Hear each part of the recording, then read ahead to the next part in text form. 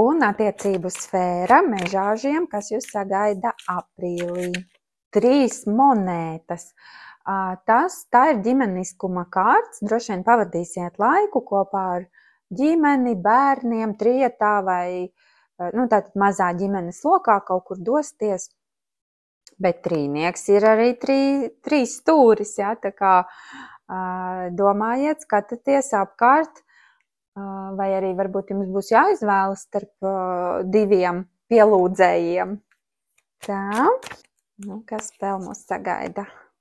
Tiešām izskatās, ka būs kaut kāda izvēle jāveic. 2 zobeni ir par to, ka mums ir jāizvēlas starp 2.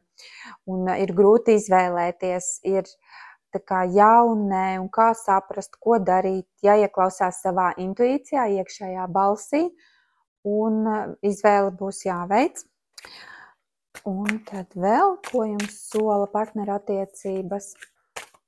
Mežāži partnerattiecības aprīlis, zobenu pāšs. Izskatās, ka lēmumu pieņemsiet, ar zobenu nocirtīsiet kaut ko, kas vairs nekalpo jums jūsu attiecībās, un tas noteikti nāks par labu, būs uzlabojumi attiecību sfērā. Lai jums ir jauks pavasaris, lai pavasara saulīte jums dod jaunu enerģiju, vispārīgi darba dzīvēs un attiecībās, lai jums viss izdodas.